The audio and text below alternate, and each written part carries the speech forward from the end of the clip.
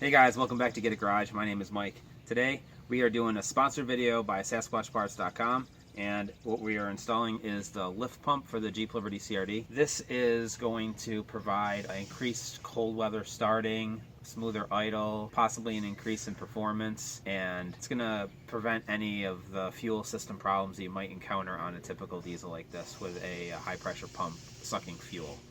So this is going to lift fuel up out of the tank and, supply it to the high pressure pump.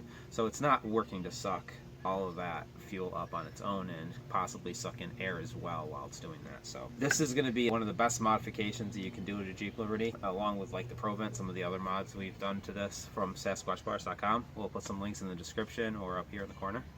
One of the things you're going to get here is this pump right here. We're going to have to do a little bit of a modification to this to make sure that we get the exact same fuel reading out of the pump.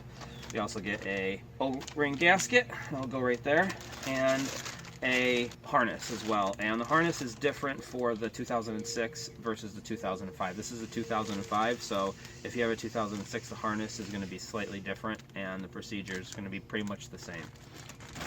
Also, we'll have a link below for instructions in case you guys want to print out some instructions on how to do this. Let's get to it. All right, so one of the first things that we're going to want to do is make sure that the fuel is out of the tank, which is very easy to see from the back of the vehicle. If you're on the driver's side and you look up underneath here, you can see where the filler neck is, right there in about the center of the screen. And that is where we're going to have access to remove the fuel. This vehicle has about a half a tank in it right now, and I don't have the ability to drive it on the street to just drain it all the way out. So we're going to access it from there rather than the filler neck and damaging something in that mechanism. So for that, we're going to need a 7mm to get on that hose clamp up in there, and we'll be able to pop that right off. I'll show you that next. So I got the hose popped off. The first thing I did was loosen the hose clamp, and then I got in here with a crowbar and I got under the lip of the hose to push it up, and I had to get around both sides, and I used two at one time to help me kind of ease it off equally on both sides. But now we'll be able to get in there with a hose to start siphoning out the fuel. Alright, so this is pretty much right behind the rear driver's side tire, and the larger hose right here, this is the filler neck, and this is the vent, which is actually disconnected already, and that should just pull right out. That's all she wrote. Alright guys, so the first thing we're going to want to do is replace this cab harness. It's basically designed to replace, unplug, and plug this one right in, so let's go ahead and get that started. We're going to be on the driver's side rear seat, and we have to remove this. So in order to do that, we're going to need a 15mm with at least a 6-inch extension, a 13mm, and a 10mm. And what we're going to do is remove this and pull it up so it'll be out of the way. Alright, so the bolt that we're going to is on the driver's side rear, and it's going to be right down in here, and that is a 15mm. That was a little crusty. I suggest one of these if you have one. Alright, so we got an 18mm on a socket on a 10-inch extension, I think that is, to get to this bottom bolt, and we're just going to throw it on the impact.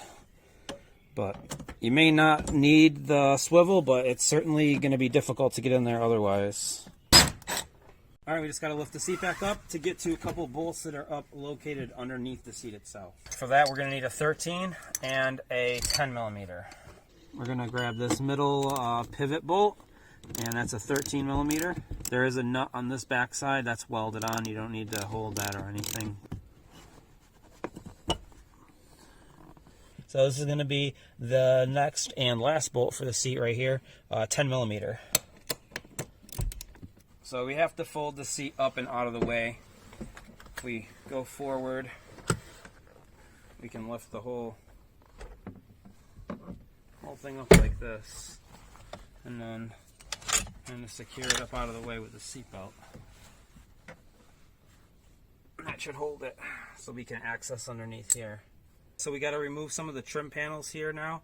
It's easier to do with the seat out of the way, so I just have a screwdriver. If you have some body panel tools, that would probably be better, but if you just kind of grab on them and wiggle them out, you can pretty much do it without hurting anything. I just slid the driver's seat all the way forward, and it's giving me some access to pop this up out of the way.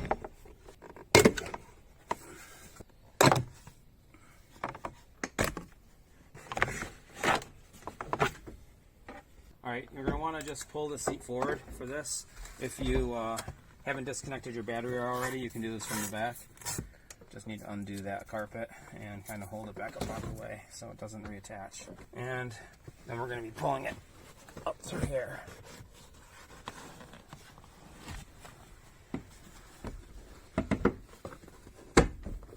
Getting it around that one bolt is going to be the tricky part.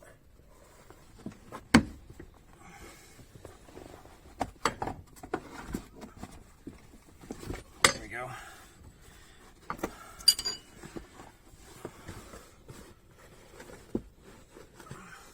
Now this is just the carpet at first. We still have to pick up the sound deadening as well. Just kind of want to hold this up out of the way, put something heavy on it so it doesn't bounce back. Alright, now that you've pulled the carpet back, we do have to get the sound deadening up out of the way as well. And that's just going to be this right here. And it should come up fairly easy. And it's exposing the wires and stuff underneath, which is exactly what we want.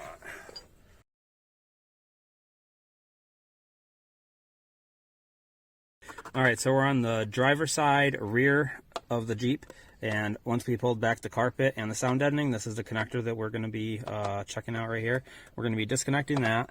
This wire right here is the one that's existing that we're replacing, and it's going over here to this bulkhead connector that we're going to be undoing. We're going to be pushing that down through and pushing all this down through when we drop the tank. There is a little clip up in there that you can't really see holding it to the side that we also need to disconnect right up in there. To remove this clip, we need to remove this little red like safety, and then we'll be able to undo the clip.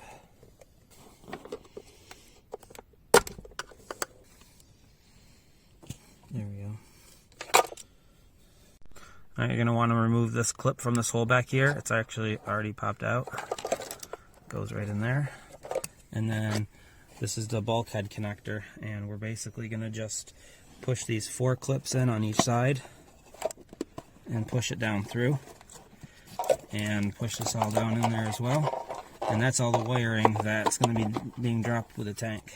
Alright, so we're currently under the Jeep, and this is the front of the tank right here. What we're looking at is the fuel lines right here. We're going to be doing disconnecting them from this hanger, so we have a little bit of extra slack. We are also going to be disconnecting the fuel lines up here. There are 2 of them. And then we have the harness that's there existing. We're going to be pulling all that out. Once we get this done, we're also going to be dropping the tank. So we have 4 bolts here at each corner. And once we disconnect these, we'll be dropping the tank. So we are removing these out of the clip. I had to pop it out of the body in order to see how to remove this clip. But basically, on the driver's side of the clip, at least on this one, you're going to want to get behind with a little screwdriver, kind of like this. There's a clip going in this way, and we need to pry the clip back like this so it will release. So we got it open. We have to pry this clip back this way in order to open it. So.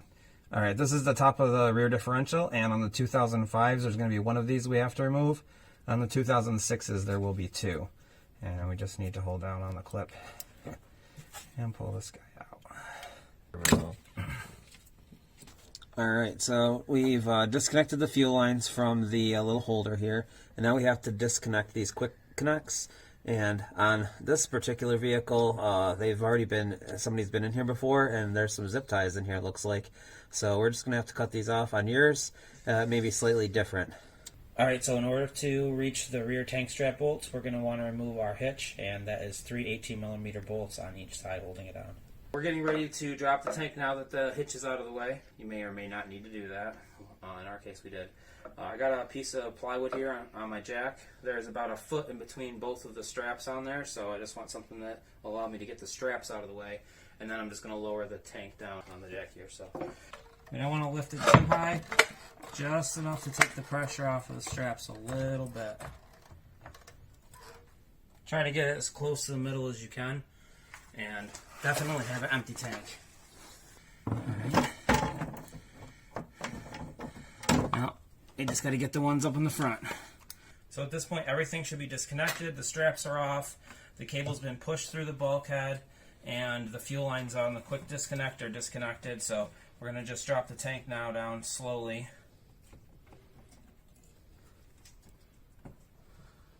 I got it balanced pretty good. There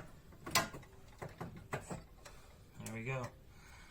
Should be able to slide it off this piece of wood and slide it out, because we did not jack up the Jeep for any of this so far. So, but the tank is now down.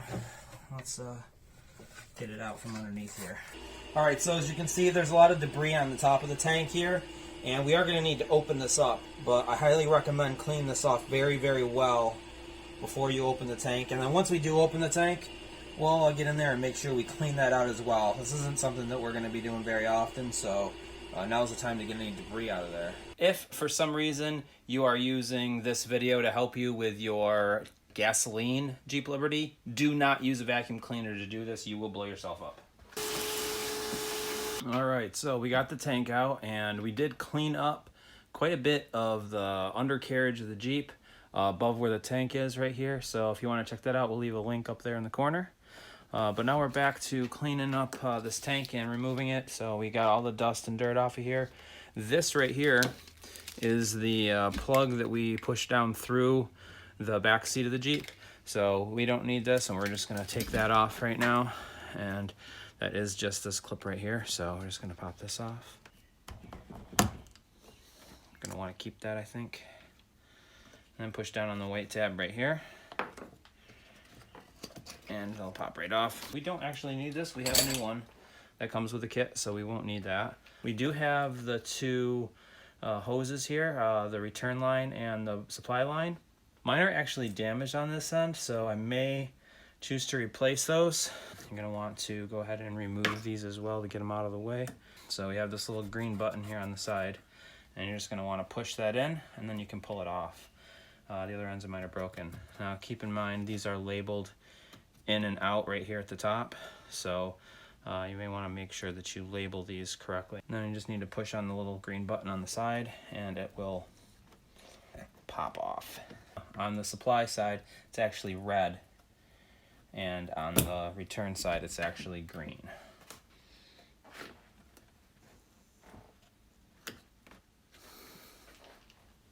There we go.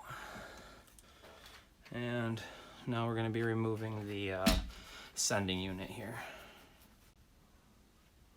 All right, so we need to remove this ring, and we need to spin it. What you're going to want is a punch with a flat end on it there, so we don't damage this at all. I mean, you can use a screwdriver, but it may mar it a little bit. This is actually got to go counterclockwise. Once you get these little tabs here past the hooks, it should come off pretty easily and kind of pop out a little bit. There we go. So we definitely need to save this piece.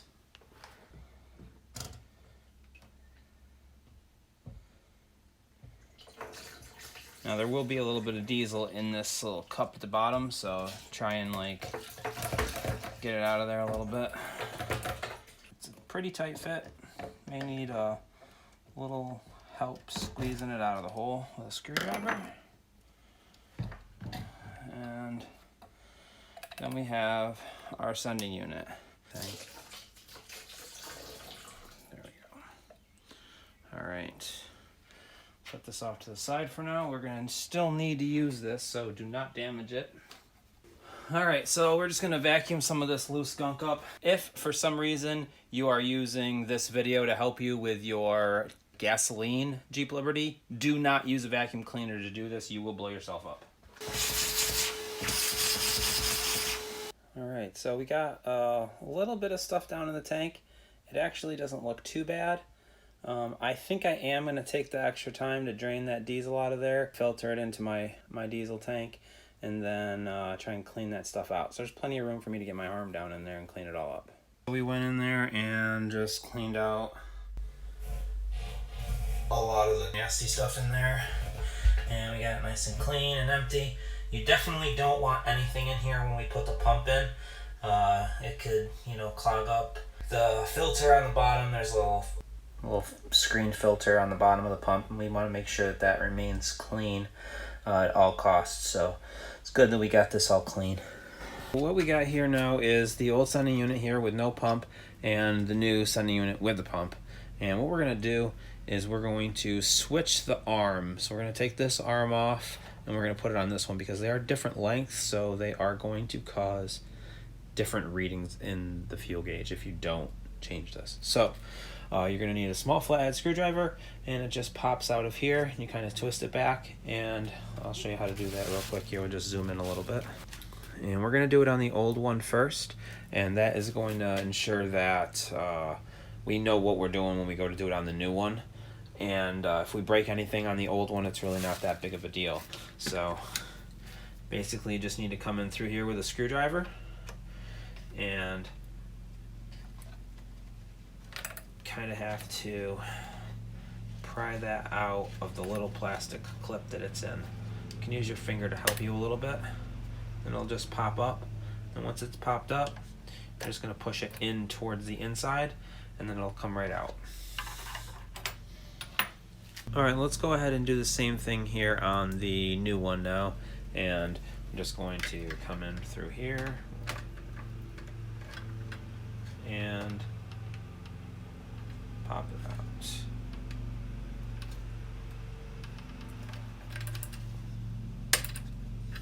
There we go. And then we'll just go ahead and pop the new one in there since we have it.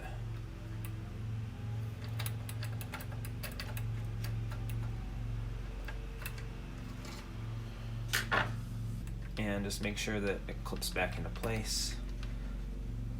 Can be a little hard to get it, but there we go. Alright, so here we have the new pump with the modified float arm on there, and we're just going to get it into the tank. Alright, so we can cut the notch that we need to out of the back. I actually already did cut a little bit of a notch out, however, it was on the wrong side. So what I recommend doing is getting the pump lined up the way that it's supposed to, lines facing back here, and just kind of push this straight down. It's on a spring-loaded mechanism, so just push it straight down. And then once you have it, you can kind of get it past all of these little metal tabs, and you can feel underneath here how much you have to cut off. You can cut the whole thing off if you want to. It's probably best to just cut out what you need to and leave the rest there. I recommend using a little pair of pliers like this, and you can kind of feel underneath how far over you have to cut. So don't let that fall down into the tank. Alright, and they're pointed straight back now with it butted right up against there, which is perfect. Now, as you can see, I do have the gasket installed here. Just have to slip it over the pump, and it's got a little lip there on the top of the tank that it sits on. So you just need to fill that over. You can do it after you already have the pump in the tank. So push this down and grab our ring here. This actually goes over the top.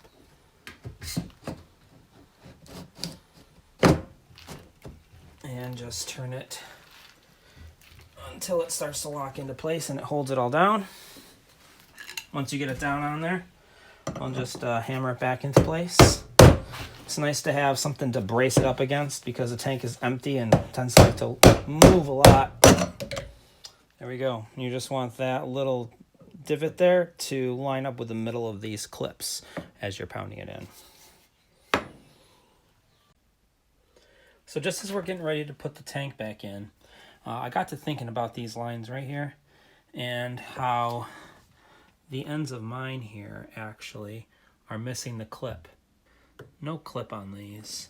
So I don't really want to use them because if I have a leak there, it is going to have to drop the tank again, and I just did a bunch of work to make sure that I don't have to do that.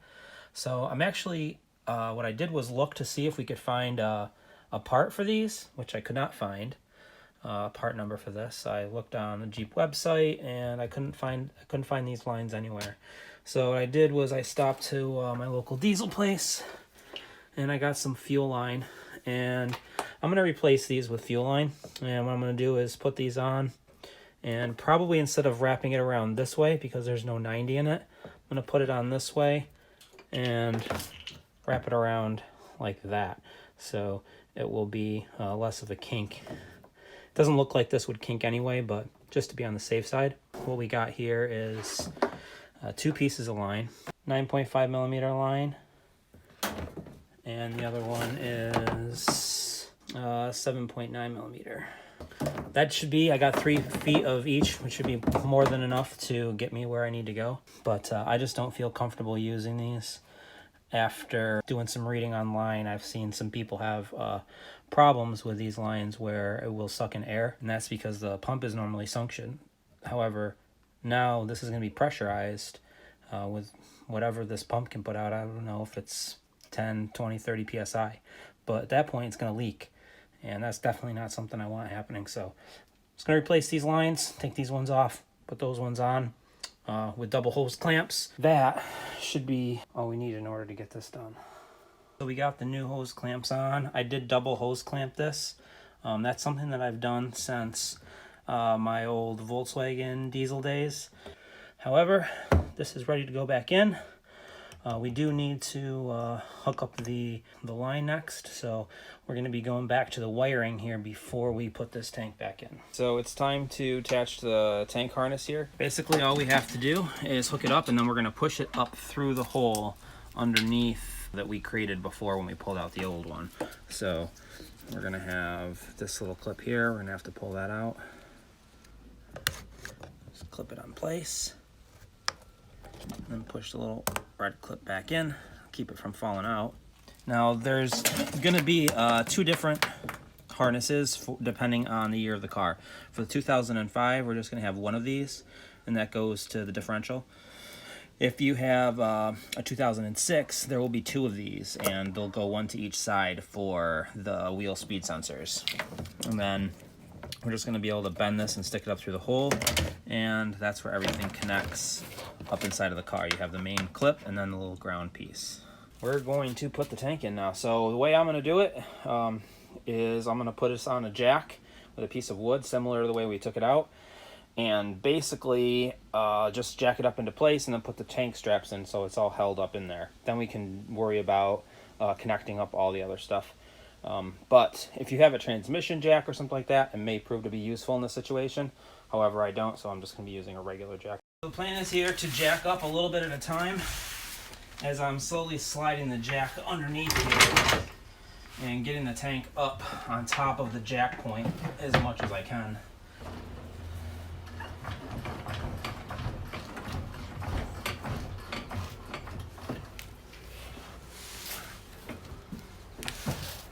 It's also a good time to also put on your filler neck tube when you can move the tank around a little bit, because it is kind of a stiff hose, and definitely want to get that on there. Tank feels like it's up in its right position right now, so let's get one of our tank straps in.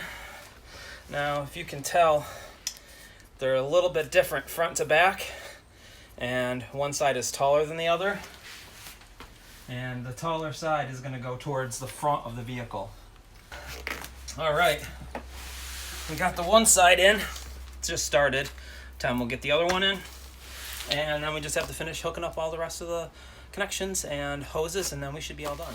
All right, so we got one of these trimmed down, and I got 2 hose clamps on there, and I have them tightened down pretty tight, and they should not ever leak. They are stainless steel clamps too, so they shouldn't rust at all underneath here. Time to get the other one on. All right, so we're up. This is the top of the differential, and here's the little clip that we removed before. So we're going to go ahead and connect our connector onto there.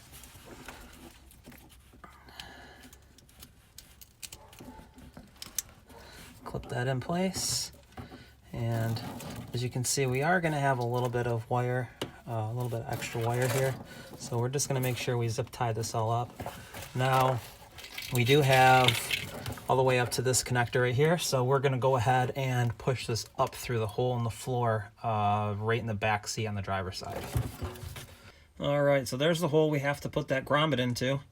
You want to make sure that you get above the majority of the stuff down here. There is a brake hose, and then you have some rear control arm pieces here. I'm not sure what that's actually called.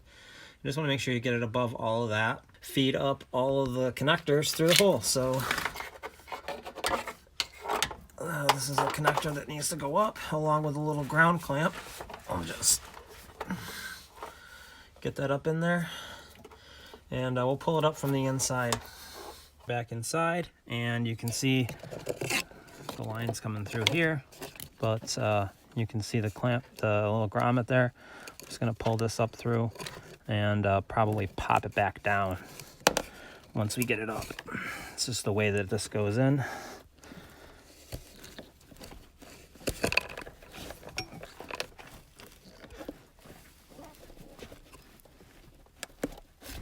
And there we go. So we got the existing harness here and the one that we're installing here. So we're just going to clip this in place. And the little clips right here are going to go on the outer side here. So it all slides right in and then clips in place. Boom, perfect. Now we still do have this wire right here. And the old one did not have one because we didn't need the extra power for the pump. So now we're going to need to add this ground. So I have a self-tapper, and I'm going to just put that in down underneath here someplace. Should be more than adequate. There we go. That should be good. All right. We can put the interior back together now. So we don't need to get back in here anymore. You can push this up underneath that way so it's not like looped up under the carpet.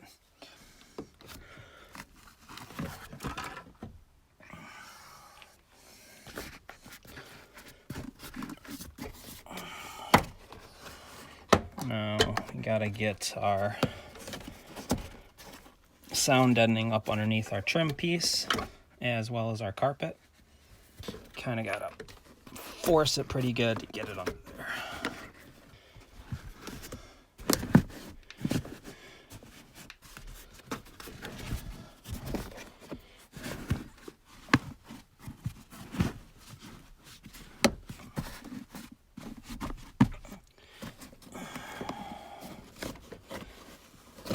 We got our carpet back down here. The carpet goes under this bracket. You don't want to forget that. And you got to tuck it up underneath the back seat. So it gets tucked up all underneath here, and it goes under this bracket and behind this piece of plastic here. So we got all of that back in, and now we can start clipping our panels back into place. We have this one that we removed and the one that goes right here up towards the front, and part of the B pillar right there also.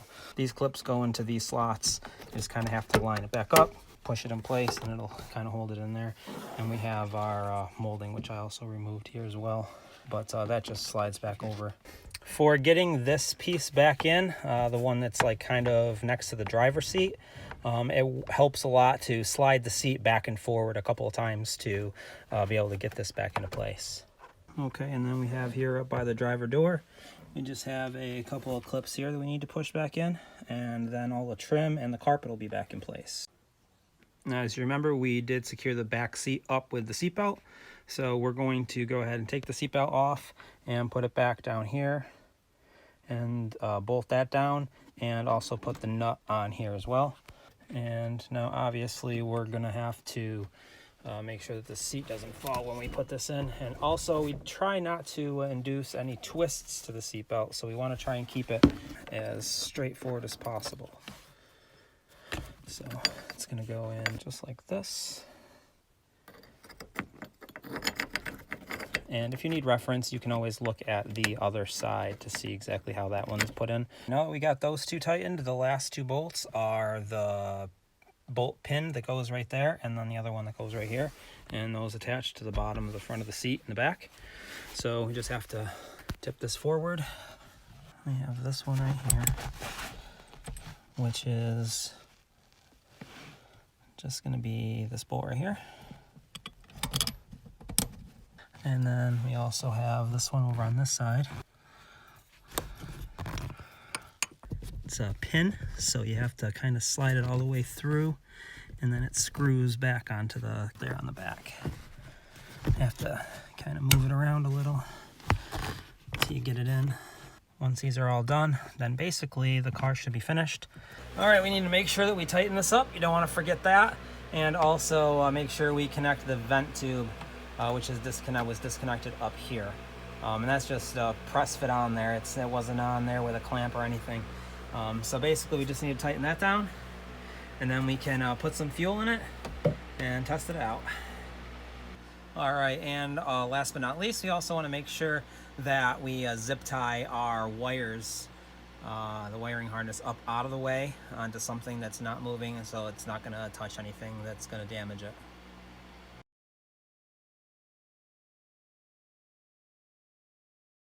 All right, so we got some fuel in her.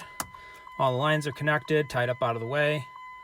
Everything is good to go. We're gonna prime it. Not sure if you can hear that, but the pump is definitely priming right now.